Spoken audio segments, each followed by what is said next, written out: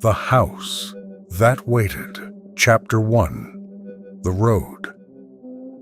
The night was unnaturally quiet. Daniel noticed it the moment he turned off the highway onto the narrow dirt road leading into the forest. The headlights cut through the darkness, lighting up twisted trees on both sides. The engine hummed steadily, but outside, there was nothing. No crickets, no wind, no distant animals. Just silence. His GPS screen glowed on the dashboard.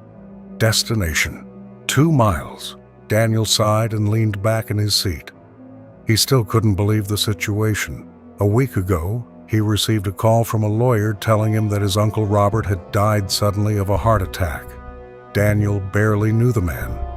Uncle Robert had always lived alone in an old house somewhere deep in the woods. The family rarely talked about him. Yet somehow, Robert had left the entire property to Daniel. The GPS beeped. "You have arrived." Daniel slowed the car, then stopped. The house stood in front of him.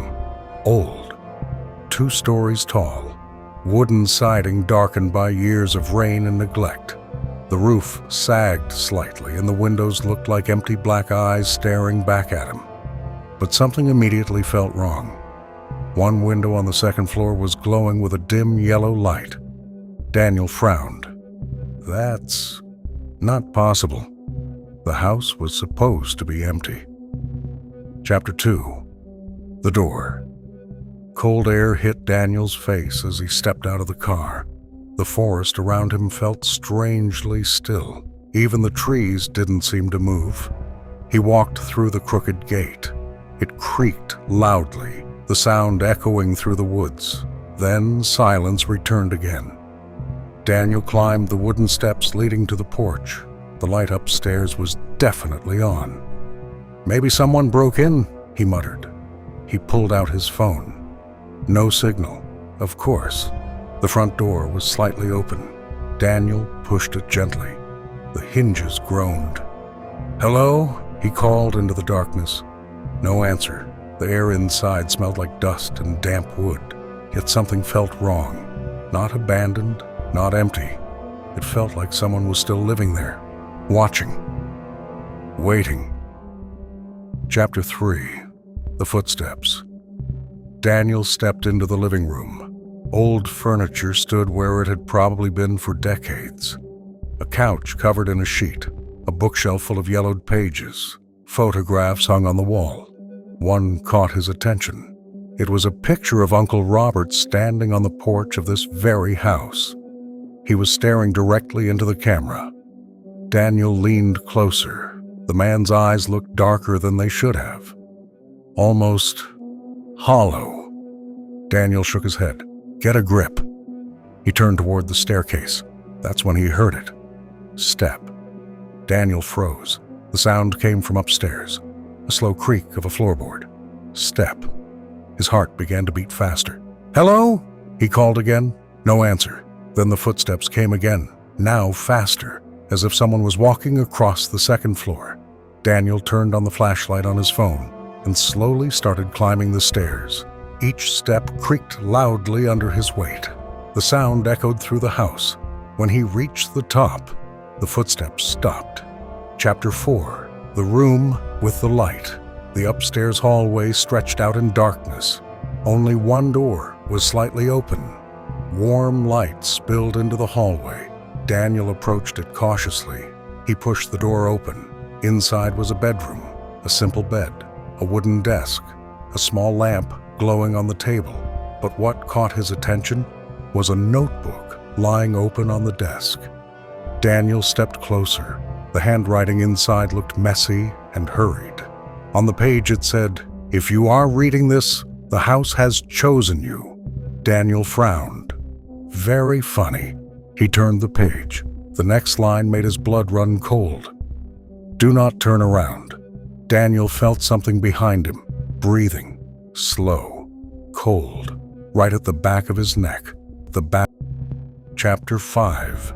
The Shadow. Daniel's body went stiff. For a moment he couldn't move. Cold breath brushed against his skin. He spun around.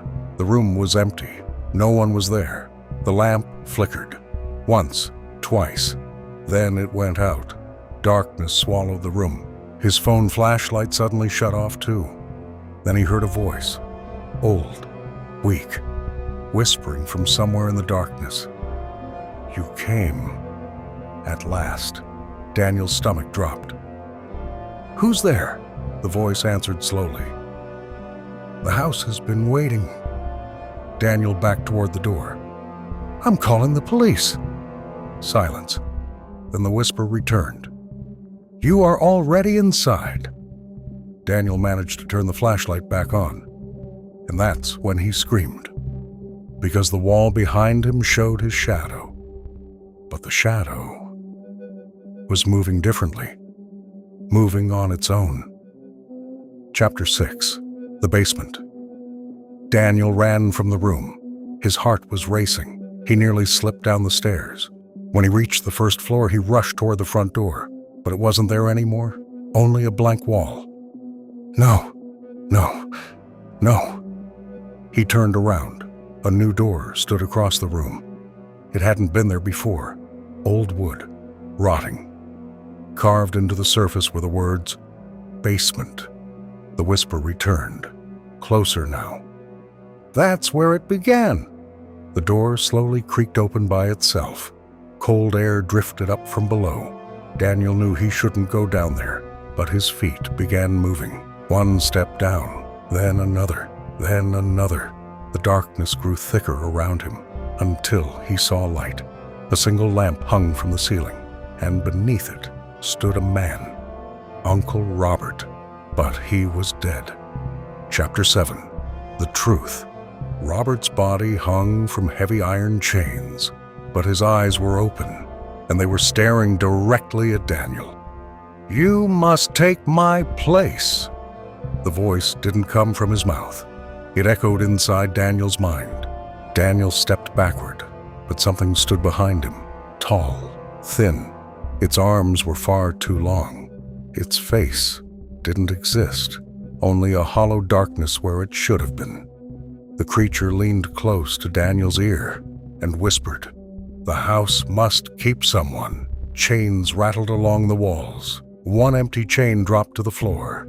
It slowly dragged itself toward Daniel.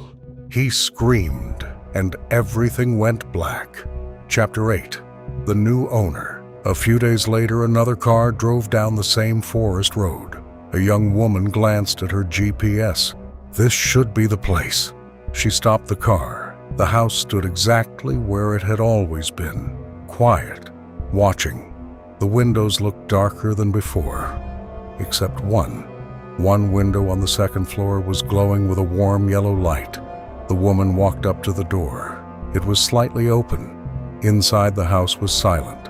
Upstairs, a lamp was burning on the desk. A notebook lay open. On the page were the words, "If you are reading this, the house has chosen you." And deep in the basement, chains rattled softly, because next to the body of the old owner now hung another one, and its eyes were open, watching, waiting. The end.